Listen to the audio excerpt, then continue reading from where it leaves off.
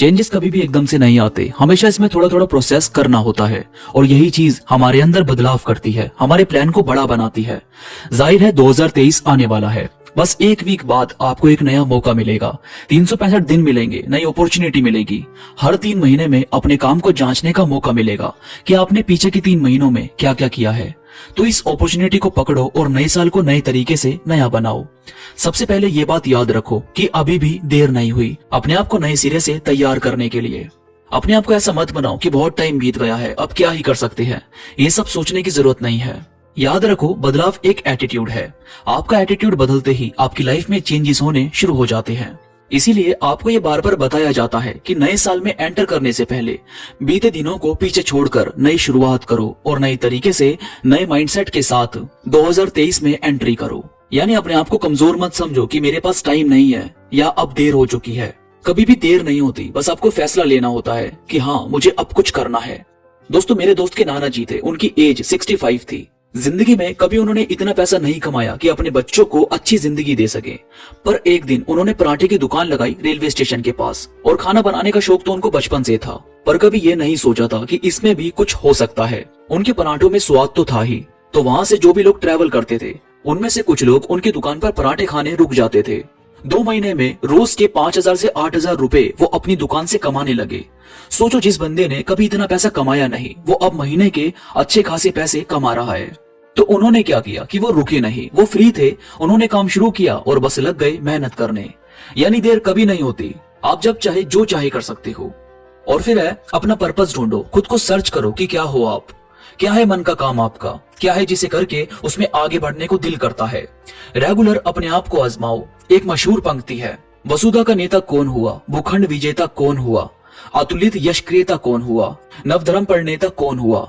इसमें आता है कि जिसने ना कभी आराम किया, विघ्नों में रहकर काम किया। यानी मुश्किल तो आएगी और इसे एक्सेप्ट करो। यही है जो आपके अंदर से आपको निकालने का काम करती है।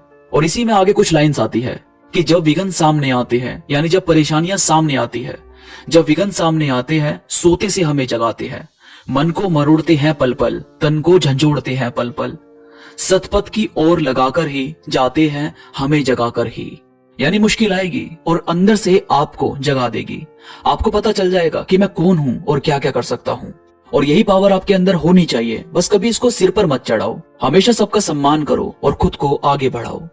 और फिर है, जो नहीं है उसे पाने की कोशिश करो, पर जो है उसका सम्मान करो और उसे खुशी भी दो और उससे खुशी भी लो। अगर आपके पास जो है आपने उसकी इज्जत ही नहीं की, तो फायदा क्या है नई चीज पाने का।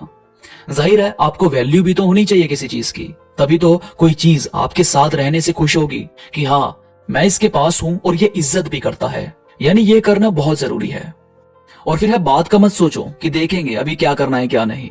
2023 करने से शुरू होगा, ये नहीं कि 2023 में भी आप सोच ही रहे हो कि मुझे क्या करना चाहिए और क्या नहीं। ये वीडियो क्यों एक वीक पहले बनाई गई है, ताकि आप इस बात को एक्सेप्ट करो कि मुझे 2023 में करना ही है।